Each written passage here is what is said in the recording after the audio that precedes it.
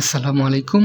আমি Mahbub Alam Bangladesh design and architecture পক্ষ হতে আজকের ভিডিও পরিবেশন করছি। আজকের ভিডিওতে আমরা ডেভেলপমেন্ট লেন্থ সম্পর্কে জানব।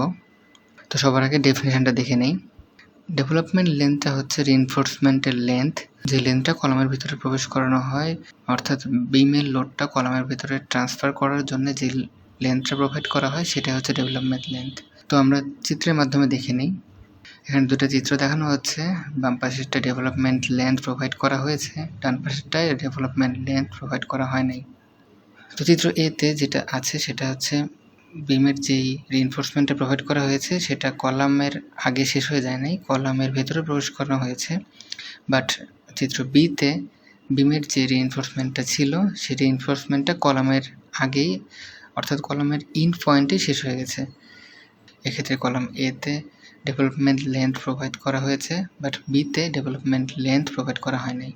যে স্ট্রেসটা বিমে থাকবে সেই স্ট্রেস কলামে ট্রান্সফার করা সম্ভব হবে না চিত্র বি এর মতো করে যদি রিইনফোর্সমেন্ট দেওয়া হয়। আমরা ফুটিংয়ের একটা চিত্র দেখি। ফুটিংয়ের ক্ষেত্রে কিভাবে ডেভেলপমেন্ট লেন্থ প্রোভাইড করা হয়। এখানে চিত্রে দেখানো হচ্ছে যে কলামের যে রিইনফোর্সমেন্টগুলো আছে সেই রিইনফোর্সমেন্টটা ফুটিংয়ের ভিতরে প্রবেশ করানোর পরও অনেকটা ছড়িয়ে দেওয়া হয়েছে যেন কলামের লোডটা ফুটিংয়ে ঠিকভাবে ট্রান্সফার করা যায়। আমরা দেখে নিই ডেভেলপমেন্ট লেন্থ কেন প্রোভাইড করব। এটা দুইটা কারণে প্রোভাইড করা হয়ে থাকে।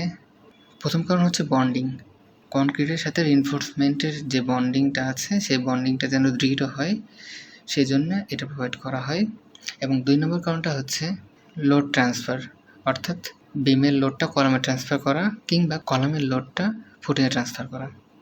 তো ডেভেলপমেন্ট লেন্থ নিয়ে আমাদের আজকের আলোচনা এ পর্যন্ত। এর পরের ভিডিওতে আমরা দেখব ডেভেলপমেন্ট লেন্থ কীভাবে ক্যালকুলেশন করতে হয়।